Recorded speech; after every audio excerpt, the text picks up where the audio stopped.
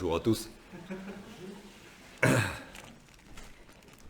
Dernier cantique, enfin l'avant-dernier cantique qu'on a chanté parle de combat.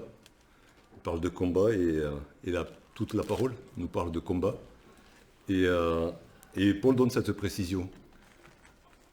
Il demande à ses frères et sœurs, il l'impose aussi à lui, de combattre selon les règles. Il y a des lois, il y a des règles que le Seigneur donne, les lois du royaume de Dieu. Et c'est pour connaître les lois du royaume de Dieu, pour combattre le bon combat selon les règles que nous voulons écouter, la parole de Dieu. Oui Seigneur, ta parole est la vérité. Alors Seigneur, ce matin, sanctifie-nous par ta vérité, pour que nous puissions mener le bon combat, comme toi tu veux que nous le menions, selon tes règles à toi, selon les lois du royaume de Dieu. Seigneur, ta parole est une épée qui pénètre dans le cœur, une épée qui coupe, qui tranche ce qui est faux de ce qui est vrai. Seigneur, dans notre cœur à chacun ce matin, plonge ta parole et tranche. Retire, retranche ce qui est faux, ce qui vient de nous, et fais grandir ce qui vient de toi. Fais grandir à nous Jésus-Christ, notre Sauveur. À toi soit la gloire, Seigneur. À toi la victoire pour l'éternité. Amen. Alors comme je disais, il y a dans la parole, il y a des grands principes qui courent depuis la Genèse jusqu'à l'Apocalypse et qu'on retrouve tout le long. Ce sont les lois du royaume de Dieu. Ce ne sont pas des listes de choses à faire ou à ne pas faire, même si dans la parole on trouve la loi, les 10 commandements, où il y a des choses à faire, à ne pas faire, mais quand Jésus en parle, il nous montre qu'il y avait beaucoup plus que ça. On n'a pas des listes de choses à faire, à ne pas faire, ça nous arrangerait peut-être, parce que du coup, les choses qu'on fait, qu'on ne fait pas, on les fait rentrer dans des cases. Et puis de toute manière, on dirait, ça, c'était pas prévu. La Bible n'en parle pas, donc du coup, je fais ce que je veux. Ben non. Les principes de la parole de Dieu, les lois du royaume de Dieu, elles s'appliquent à toutes les personnes, de tous les temps, de toutes les époques, dans toutes les situations sociales, financières, des situations de santé ou de maladie, dans toutes les conditions, dans tous les temps, dans toutes les civilisations, partout sur la terre. Les rois du royaume de Dieu ne sont jamais pris en défaut. On voit c'est pour ça qu'on a une assemblée, entre autres, une assemblée nationale, ils font des lois. Et ils font toujours plus de lois. Hein, le code civil, il s'allonge, mais un truc de fou. Parce qu'à chaque fois, il y a des situations nouvelles qui apparaissent, ou soi-disant nouvelles, et il faut légiférer pour réglementer. La parole de Dieu, elle contient toutes les lois du royaume de Dieu. Il n'y a pas besoin d'y rajouter, il n'y a pas besoin d'enlever. Les lois du royaume de Dieu sont bonnes pour tout, à tous les moments. Et parmi ces lois, si on peut dire, du royaume de Dieu, il y en a une qu'on retrouve du début à la fin de la Bible, et qui dit que chaque citoyen du royaume de Dieu est responsable de toutes les personnes qui croisent sur sa route. C'est une vérité qu'on retrouve depuis la Genèse jusqu'à l'Apocalypse. C'est dit de différentes manières, c'est vécu de différentes manières, mais cette vérité reste entière. Et ça ne dépend pas de l'âge de l'enfant de Dieu, qu'on soit très jeune dans la foi ou très avancé dans la foi, on a la même responsabilité envers toutes les personnes que le Seigneur met sur notre route. Ça ne dépend pas de notre condition, qu'elle soit physique, financière, sociale, professionnelle. On a toujours cette loi de Dieu qui nous dit « Tu es responsable des personnes que je mets devant toi aujourd'hui ». Et il n'y a pas de durée pour cette responsabilité. On est responsable depuis le moment où on entre dans la famille de Dieu jusqu'au moment où on sera dans sa maison. On a signé pour l'éternité. Et, et c'est contre notre nature. On n'a pas envie. On n'a pas envie du tout, c'est pas dans la nature humaine, que d'être responsable de chacune des personnes que le Seigneur place sur notre route. On aimerait bien choisir. Et à la limite, on aimerait bien ne pas choisir, ou choisir par défaut zéro. Hein, on a assez à faire avec nous. Hein, et la tendance actuelle elle est au développement personnel. Hein, je dois m'épanouir. Et les autres, bon, à la limite, ils peuvent m'aider à m'épanouir. Ça, c'est intéressant. Mais moi, responsable des autres, non. Et ça date pas d'aujourd'hui, ça date du début de l'humanité. Dans le livre de la Genèse, au chapitre 4, Caïn vient de tuer Abel. Il était jaloux d'Abel, il l'a tué. Et Dieu vient au-devant de Caïn et lui dit, dans Genèse 4, au verset 9, l'Éternel dit à Caïn, où est ton frère Abel? Il répondit, je ne sais pas. Suis-je le gardien de mon frère? Alors bon, on passe sur le mensonge, je ne sais pas. Hein, quand on est un assassin, un mensonge, ça, voilà, c'est un truc de plus. Mais il y a cette révolte, cette réponse impertinente de Caïn à Dieu. Suis-je le gardien de mon frère? Caïn connaissait très bien la loi de Dieu. Il savait dans son cœur qu'il était responsable de son frère. Et il dit à Dieu, non mais de quel droit tu veux m'imposer le fait que je sois responsable de mon frère? Je ne suis pas responsable de mon frère, je ne suis pas le gardien de mon frère. Ça, c'est la réponse de l'humanité rebelle à Dieu. Et je souhaite que ce ne soit pas la réponse d'un enfant de Dieu. Ne répondons jamais à Dieu, je ne suis pas le gardien de mon frère. Ou suis-je le gardien de mon frère? Oui, tu es le gardien de ton frère. C'est un enseignement qui court dans toute la parole. Hein. On passe très vite, mais il y a Ézéchiel 33 qui nous parle où Dieu dit à Ézéchiel, tu es une sentinelle que j'ai placée.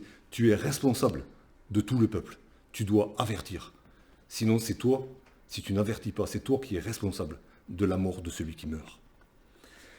On a tous ces versets dans le Nouveau Testament qui nous donnent des ordres et qui se terminent par les uns les autres. Aimez-vous les uns les autres. Exhortez-vous les uns les autres. Supportez-vous les uns les autres. Ben, ce n'est pas les autres qui doivent m'aimer moi, c'est moi qui dois aimer les autres d'abord. Ce n'est pas les autres qui ont à m'encourager, oui c'est vrai, mais c'est moi qui dois exhorter les autres. Et ainsi de suite. Et Paul donne cette belle image de l'Église. C'est un corps où chacun a sa place et où chacun est indispensable pour tous les autres. Et chacun doit tenir sa place pour les autres, pour la gloire de Dieu. C'est la loi, une des lois du royaume de Dieu. Je suis responsable de chacune des personnes que Dieu place devant moi, en particulier de mes frères, de mes sœurs en Christ. Alors, c'est vrai que, comme ça paraît lourd à porter, hein, parce qu'on en croise des gens tous les jours. Hein, ça paraît lourd à porter, c'est la vérité. Hein, la loi, c'est la loi. Et la loi du royaume de Dieu, c'est la loi du royaume de Dieu, on ne peut pas aller contre. Dieu, dans sa sagesse, a donné aussi des exceptions à la loi. C'est lui-même qui les décrète, hein, dans sa sagesse. Et on voit un exemple, par exemple, dans la personne de Samuel, le prophète, qui se faisait du souci en permanence pour Saül, qui s'était détourné de Dieu. Et puis Dieu va lui dire, laisse tomber, ne t'occupe plus de Saül. Moi, je l'ai rejeté. Alors, d'une certaine manière, tu es relevé de ta responsabilité. Tu as fait ce que tu avais à faire. Maintenant, tu es relevé de ta responsabilité. Occupe-toi de ce que tu as à faire maintenant. Saül, c'est du passé. Il y a aussi cette parole de Jésus dans Matthieu au chapitre 7. Matthieu au chapitre 7, le verset 6.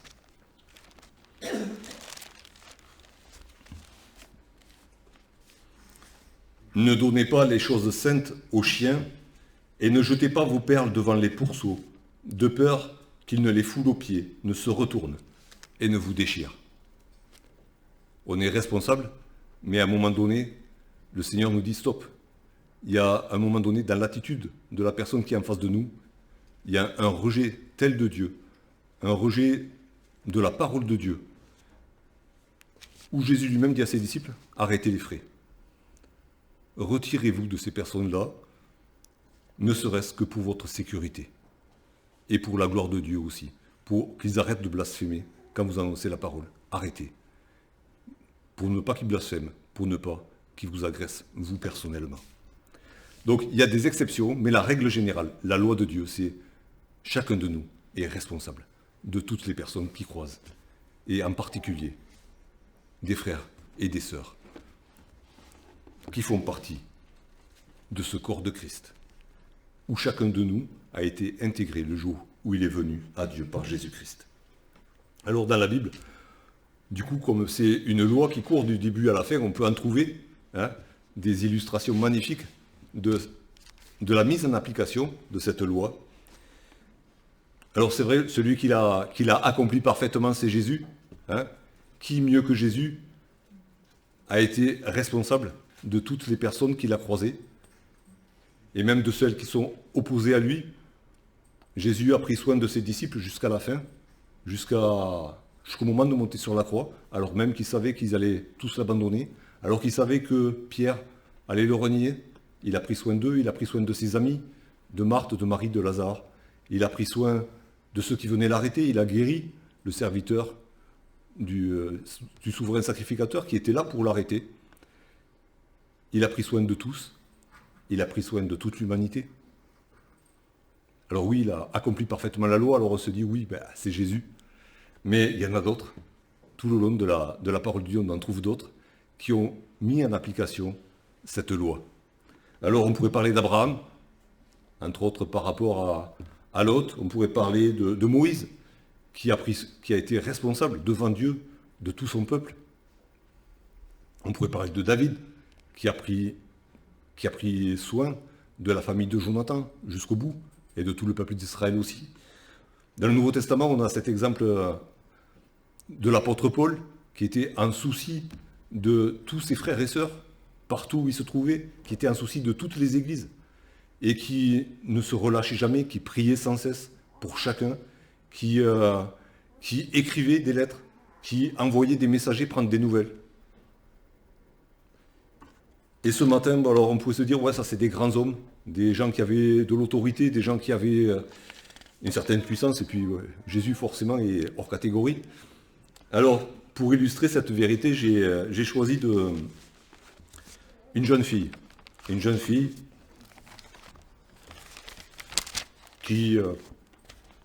sur qui nos regards ne se seraient pas arrêtés à l'époque, quand ça s'est passé. Une jeune fille perdue au milieu de tout un peuple, dans le livre de l'Exode.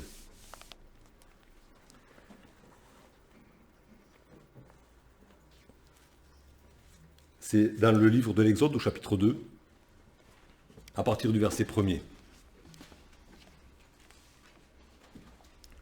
Alors ça se passe en Égypte. Le peuple d'Israël est en Égypte depuis plusieurs siècles. Et puis c'est dans la succession des pharaons, il en est arrivé un. Peut-être que c'est venu progressivement, mais alors le dernier qui est arrivé, celui-là, il a décrété l'ennemi public numéro 1, c'est les Hébreux. Parce que les Hébreux, ils se sont multipliés chez nous. C'est un peuple à part. Et c'est un peuple de nomades. Et ils pourraient s'allier aux puissances étrangères pour les aider de l'intérieur à nous attaquer. Et du coup, le pharaon a dit, on va les détruire. On va commencer par tuer tous les garçons qui naissent. C'est un des premiers génocides, si ce n'est le premier de l'histoire de l'humanité. Le pharaon l'a décrété. Au chapitre 1er, déjà, on trouve des résistants, des résistantes, les sages-femmes qui refusent. Pour une seule raison, c'est qu'elles craignent Dieu. Il y a la loi des hommes, il y a la loi de Dieu. Et La loi de Dieu prévaut toujours sur la loi des hommes. Et au chapitre 2, à partir du verset 1er, on va retrouver un autre groupe de résistants. Un homme de la maison de Lévi avait pris pour femme une fille de Lévi. Cette femme devint enceinte et enfanta un fils. Elle vit qu'il était beau et elle le cacha pendant 3 mois. Ne pouvant plus le cacher, elle prit une caisse de jonc qu'elle enduisit de bitume et de pois. Elle y mit l'enfant et le déposa parmi les roseaux sur le bord du fleuve. La sœur de l'enfant se tint à quelque distance pour voir ce qui lui arriverait. La fille de Pharaon descendit au fleuve pour se baigner, et ses compagnes se promenèrent le long du fleuve. Elle aperçut la caisse au milieu des roseaux, et elle envoya sa servante pour la prendre. Elle l'ouvrit et vit l'enfant. C'était un petit garçon qui pleurait. Elle en eut pitié et dit « C'est un enfant des Hébreux ». Alors la sœur de l'enfant dit à la fille de Pharaon « Veux-tu que j'aille te chercher une nourrice parmi les femmes des Hébreux pour allaiter cet enfant ?»« Va, lui répondit la fille de Pharaon. Et la jeune fille alla chercher la mère de l'enfant. La fille de Pharaon lui dit « Emporte cet enfant et allaite-le pour moi. Je te donnerai ton salaire. » La femme prit l'enfant et l'allaita. Quand il eut grandi, elle l'amena à la fille de Pharaon, et il fut pour elle comme un fils. Elle lui donna le nom de Moïse, car, dit-elle, je l'ai retiré des eaux. Une petite précision par rapport à cette jeune fille. Hein, c'est le terme qui est employé, c'est bien jeune fille. Hein, c'est pas une gamine, hein, c'est pas une petite enfant. Elle n'est pas juste la grande sœur de Moïse de 3-4 ans. C'est le même mot qui est utilisé dans le prophète Ésaïe pour dire que la Vierge deviendra enceinte. C'est une jeune fille en âge de se marier. Hein, quelqu'un qui prend des décisions, qui assume ses responsabilités. Et il est question de ce récit dans l'Épître aux Hébreux, au chapitre 11.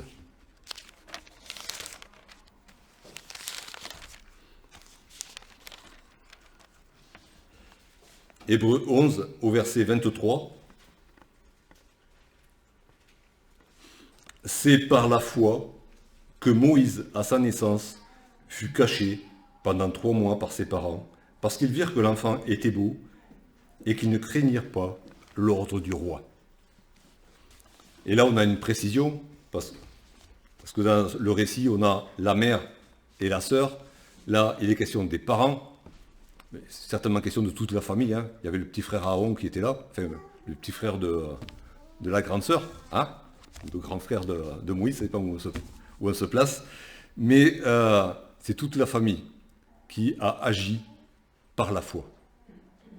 Et c'est le premier principe pour obéir à cette loi fondamentale qui dit que je suis responsable de tout ce que le Seigneur met sur ma route. Par ma force seule, je ne vais pas y arriver, comme dans tout ce que le Seigneur demande. Mais ça sera par la foi. Et c'est par la foi qu'ils l'ont fait. Par la foi, on suppose, mais certainement on suppose bien qu'ils ont prié. Ils ont prié pendant 3 mois. Ils ont même prié pendant la grossesse, peut-être bien. Ils ont prié pendant 1 an.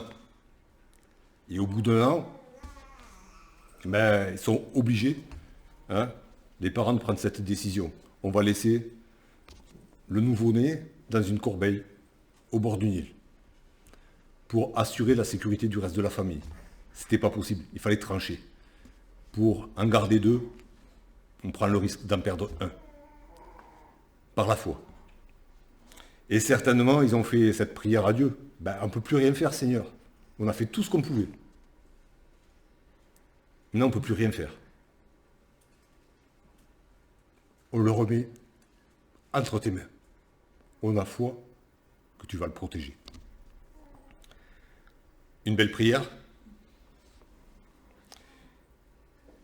Et une prière que certainement la sœur de Moïse a faite avec ses parents. Mais une fois que la corbeille est dans l'eau, elle reste là.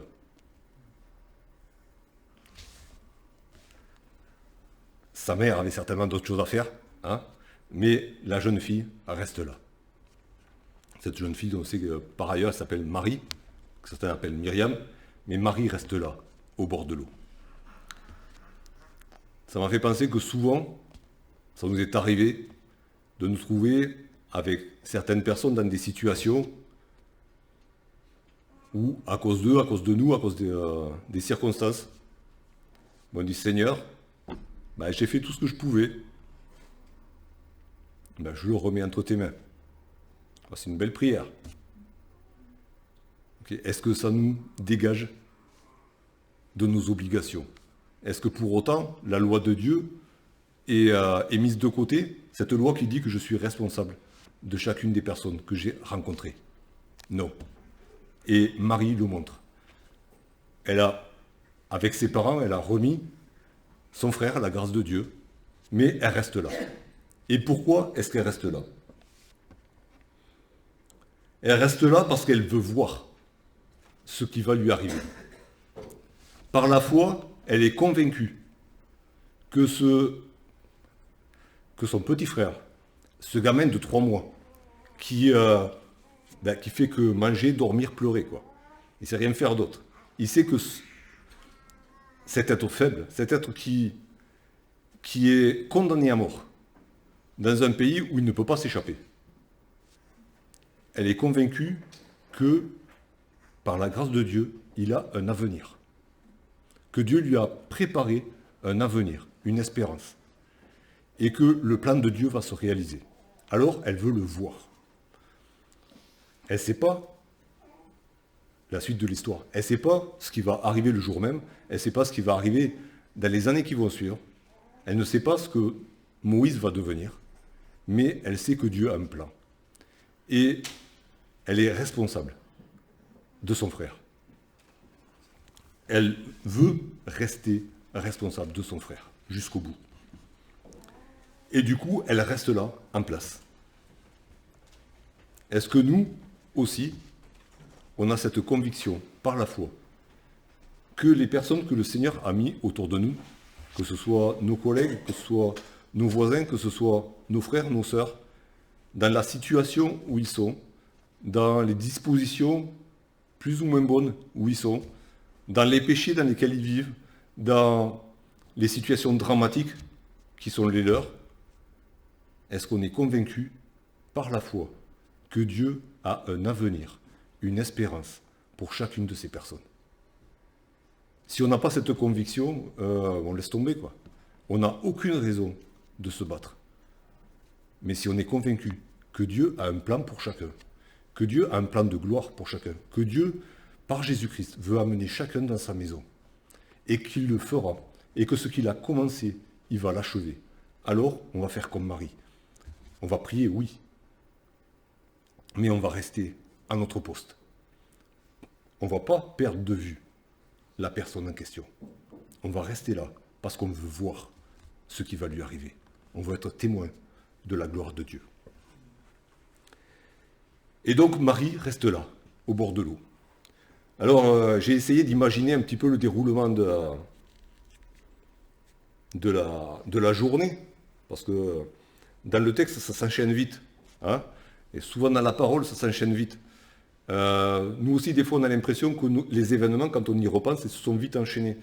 Après, c'est vrai que des fois on a l'impression, à la fin de l'année, quand on fait le bilan, l'année elle a été tellement courte, hein, c'est passé tellement vite. Mais alors, qu'est-ce qu'il y a eu des journées qui ont été longues, hein? Dans cette année qui est passée si vite, il y a des journées qui sont très longues. Et certainement que Marie et sa mère ont apporté le petit enfant pendant la nuit. Hein. Vous ne voyez pas faire ça en plein jour. Non mais où tu vas avec ton panier, là, ton petit canot, hein? Non, ouais. Ils sont allés certainement la nuit le déposer là. Et puis Marie est restée. Et puis le jour s'est levé. Jusqu'au moment où il s'est passé enfin quelque chose, où la fille de Pharaon est venue se baigner. Je sais pas, moi j'imaginerais plutôt la baignade en fin de journée, en fin d'après-midi pour se remettre en forme. Hein. Il s'est passé toute une journée. Même si c'est passé que quelques heures quand même. Mais pendant tout ce temps, il ne s'est rien passé. Il y avait l'enfant dans son petit canot et Marie dans les roseaux qui montait la garde. Il ne s'est rien passé. Marie n'a rien vu venir pendant toutes ces heures. Elle est restée là quand même. Est-ce que nous, on est capable, dans une situation où on prend la responsabilité d'un frère, d'une sœur, on est capable de rester là, alors même qu'il ne se passe rien, alors même que la situation semble toujours aussi compliquée qu'au début? Est-ce qu'on reste en place? Est-ce qu'on continue à faire ce que Dieu nous a demandé? Tu es responsable de chacun, de chacune des personnes que j'ai mis devant toi, de chacun de tes frères et sœurs. Est-ce qu'on est capable de rester là? De continuer à être cette sentinelle qui ne s'endort pas, qui ne quitte pas son poste pour aucun prétexte. Et puis, il y a des choses qui arrivent. Et puis, c'est pas forcément réjouissant, ce qui se présente devant Marie. Il y a la fille de Pharaon qui arrive et qui, pour se baigner, ok? Elle vient avec ses compagnes, donc c'est toutes les dames de compagnie, avec des servantes.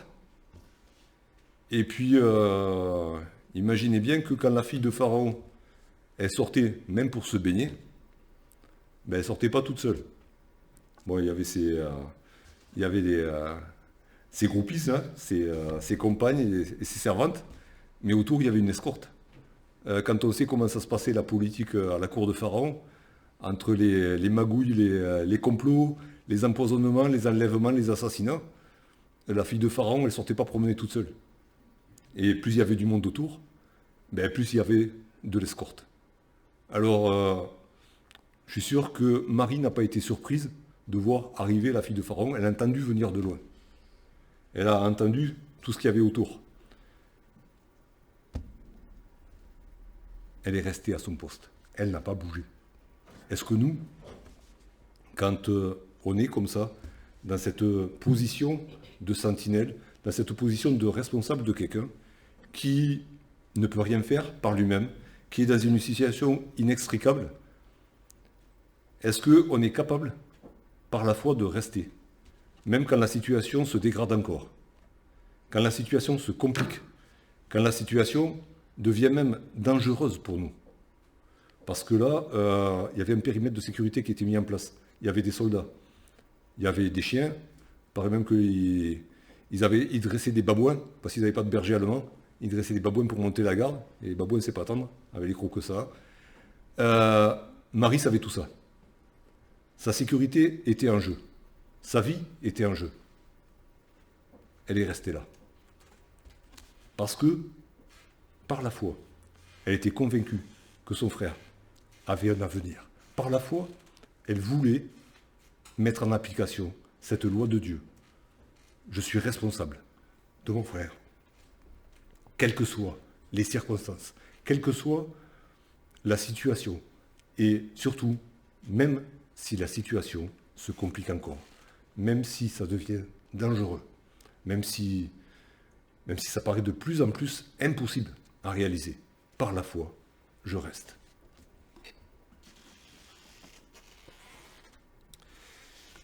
Et parce qu'elle est restée,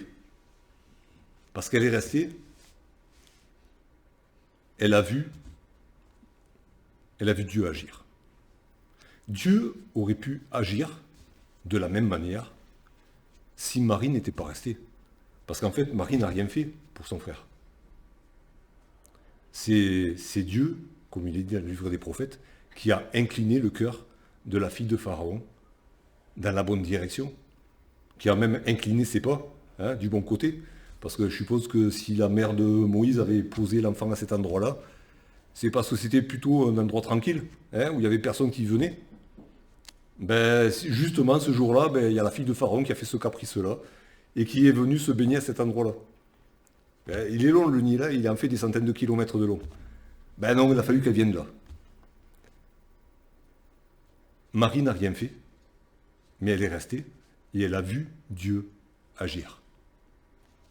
Et c'est un peu comme si autour, devant Marie, et son frère et sa famille, il y avait eu un mur d'impossibilité, un mur infranchissable, où ils étaient enfermés. Et dans ce mur infranchissable, Marie, de ses yeux, elle voit Dieu qui ouvre une porte. C'est juste un miracle. C'est pas possible, ce qui se passe là. Mais Marie est témoin du miracle, parce qu'elle est restée. Si elle n'était pas restée, Dieu aurait agi de la même manière. Dieu aurait sauvé Moïse. Et ça me rappelle un petit peu ce que Mardochée dit à Esther. Si tu vas, Dieu se servira de toi pour sauver le peuple. Et si tu ne vas pas, ben Dieu agira d'une autre manière. De toute manière, Dieu va agir. Et c'est ce que fait Dieu. Il agit, mais devant les yeux de sa sentinelle. Parce qu'elle est restée à son poste. Et donc, Marie voit cette porte qui s'ouvre. Marie voit Dieu qui agit. Et pour nous, c'est la même chose. Si par la foi, nous restons à notre poste. Combien de temps? On ne sait pas. Dieu ne nous a pas donné une durée, enfin, il ne nous a pas annoncé à l'avance la durée de notre garde. Hein, il ne nous a pas dit quand est-ce que la relève allait arriver. Elle arrivera un jour, certainement. Mais jusqu'à ce que la relève arrive, si nous restons par la foi à notre poste, nous verrons la gloire de Dieu. C'est ce que Jésus a dit à Marthe. Si tu crois, tu verras la gloire de Dieu. Et parce qu'elle est restée, Marie a vu la gloire de Dieu. Elle a vu Dieu agir, attraper cette princesse, l'amener là, et tourner son cœur favorablement pour son petit frère.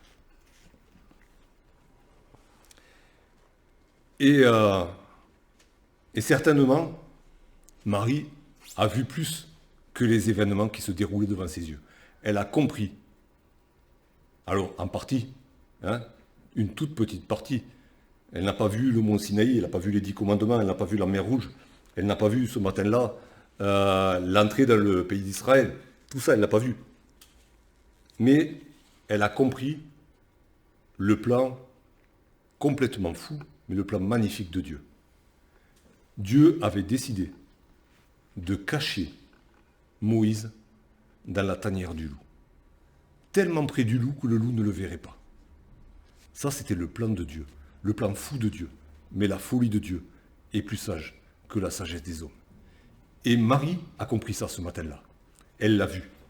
Et parce qu'elle a compris le plan de Dieu, parce qu'elle a vu cette porte qui s'ouvrait, alors elle a foncé. Parce qu'il faut oser. Il faut se remettre un petit peu dans la situation de l'époque. On arrive maintenant à tutoyer le président de la République dans la rue, à l'insulter, et puis il ne se passe rien. À l'époque, rien que de regarder un dignitaire, sans ramper par terre, juste lever la tête, c'était la tête qui allait par terre, quoi. C'était pas la même chose.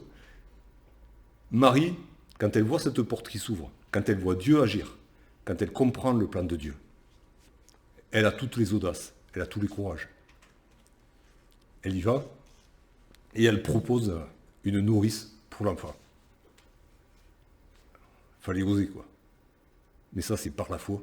C'est par la foi, parce que par la foi, elle était restée à son poste. Par la foi, elle était responsable de son frère. Par la foi, elle ne s'est pas enfuie quand elle a vu arriver le danger. Par la foi, elle a compris le plan de Dieu. Et par la foi, elle a agi. Et il ne faut pas croire que c'était gagné d'avance, hein, non plus. Parce que son histoire, elle est cousue de fil blanc quand même. Quand on réfléchit un petit peu, la fille de Pharaon, de là où elle venait, elle était habituée à se méfier de tout le monde. Tellement il y avait des magouilles partout, tellement il y avait des hypocrites tout autour d'elle. Elle se retrouve devant une jeune fille qui lui propose une nourrice. Mais attends, d'où tu sors, toi? Qu'est-ce que tu fais là? Pourquoi tu t'intéresses tellement à ce gamin? Parce que forcément, tu le connais. Pour la fille de Pharaon, elle n'était pas dupe des paroles, de la proposition de Marie. Mais c'était fait par la foi, avec la puissance de Dieu qui agissait. Et Dieu a donné du succès à Marie. Alors pour nous aussi, si nous restons à notre poste, tôt ou tard, on ne sait pas, mais Dieu va agir, Dieu va ouvrir une porte par laquelle la solution va arriver, une porte par laquelle on va pouvoir s'engouffrer avec la hardiesse de la foi. Et on va sortir de la situation. On ne sait pas quand, on ne sait pas comment. Mais la première des choses que Dieu demande, c'est la foi. La foi pour obéir à sa parole, pour obéir à ses lois, pour combattre selon les règles, selon les lois du royaume de Dieu. Alors, la parole nous dit qu'un jour, on aura des comptes à rendre. On aura des comptes à rendre devant Jésus, de ce qu'on aura fait, de notre vie en général. Alors, ça c'est la loi générale, tout ce que nous aurons fait. Il y a une loi qui est, on va dire, à l'intérieur de cette loi, c'est un peu comme les poupées russes. À l'intérieur de cette loi, il y a une loi qui dit qu'on est responsable de la manière dont on aura géré tout ce que le Seigneur nous aura donné.